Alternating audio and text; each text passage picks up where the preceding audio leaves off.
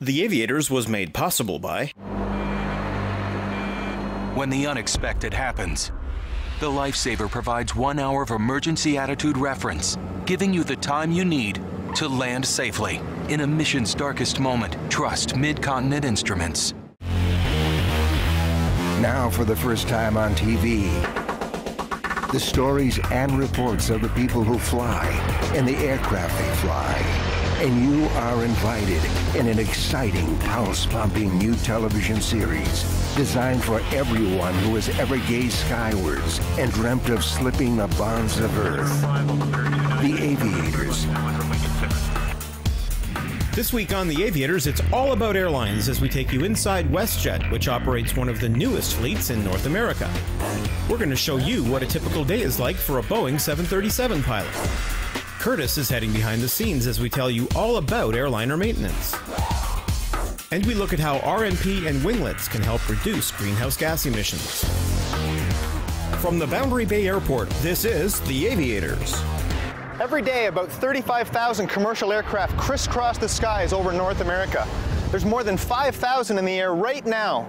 The reliability and safety record of the airline industry is no accident. Today, the Aviators is going to take you behind the scenes at WestJet to find out what it takes to keep their fleet of Boeing 737s ready for takeoff. To keep their 737s flying, WestJet operates a massive facility in Calgary as well as maintenance stations all across the country. Vice President Russ White is responsible for overseeing the 450 employees who maintain WestJet's 90 aircraft. Russ spoke to Curtis while WestJet's crews were performing a 6-month inspection on one of their 737-600s. So Russ, people are familiar with maintenance schedules on things like cars. You have to change the oil, you have to change the tires, you have to replace your timing belt. What kind of maintenance schedule exists for a jet? We maintain the airplane in accordance with the manufacturer's specifications. So they'll give us what we call a maintenance planning document. Gives the intervals for all the tasks that are involved in maintaining the airplane. Everything from checking oils all the way up to the major structural inspections that we do at the 10 and 12-year visits. So it's a very involved maintenance program, and we will take that and evolve it into meeting our needs, and it'll all be approved by Transport Canada in the end. So the whole program is approved by Transport Canada. As one would expect, the maintenance schedule performed on a commercial airliner is certainly more complex than a single-engine Cessna. However, many of the tasks that are performed are very similar to those that a general aviation pilot may be familiar with. Let's talk about the maintenance schedule. How often do you change the oil in a jet? Actually, there's no requirement to change the oil in the jet.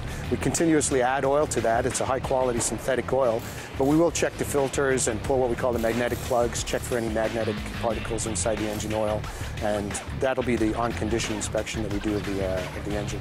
So how often does an engine last on a jet airplane? Well, barring any major events like a bird strike or something like that, we expect our engines to go to what we call life-limited parts the interval. So probably about 20,000 cycles for the engines is what we expect to get the life out of those engines, being a very reliable engine. Now, how often do you have to change the tires on a jet? Tires, typically, though, it depends on the season we're operating in. They don't last as long in a hot environment in the summertime. So probably about 250 landings we'll get out of each tire.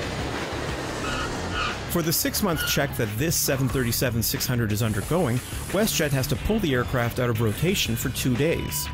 This allows them to thoroughly clean the aircraft, lubricate any necessary parts, and change any belts and filters. In addition to the 6-month check, a week-long structural inspection of the aircraft takes place every 2 years. Otherwise, the majority of the maintenance on the aircraft is done at night.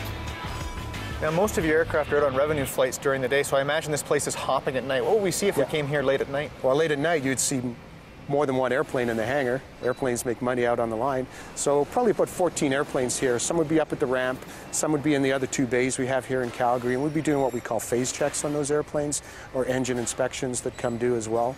So the guys are phasing that maintenance into overnight tasks, and we don't have to take the airplane out of service for extended periods of time.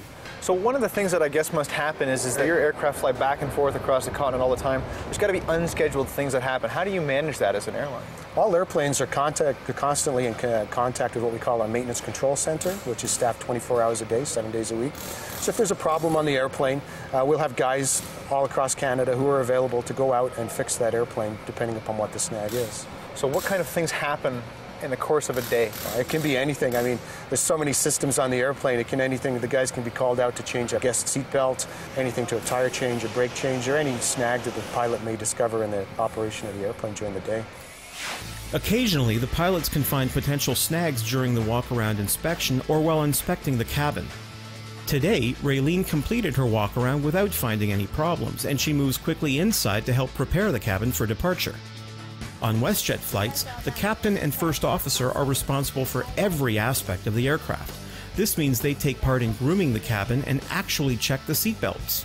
After completing the cabin check, Raylene heads to the cockpit where she completes a pre-flight checklist with the captain. Once this is complete, she enters the current conditions into the aircraft's ACARS, or Aircraft Communication Addressing and Reporting System. Well, I'm just going to enter in the information here. We have the ACAR takeoff conditions, so we're going to put that in right now in terms of what we have for the runway conditions, wet runway, the winds. I'm going to send it off, and it comes back incredibly fast. As I was saying before, it used to be all me when I was flying VFR. Now, part of the team, we send this off, they calculate it for us, and let us know what numbers are going to work. This flight is the beginning of a pairing with this pilot for Raylene. She'll work 4 days with this captain and then have another 4 days off.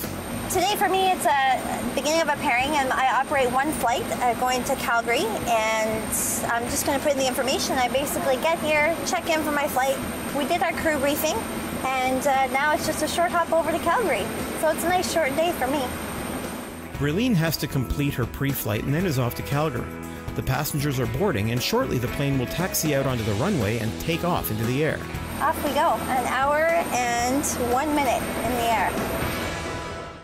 The Aviators, for everyone who has ever gazed skywards. For more information on today's segments, visit www.theaviators.tv.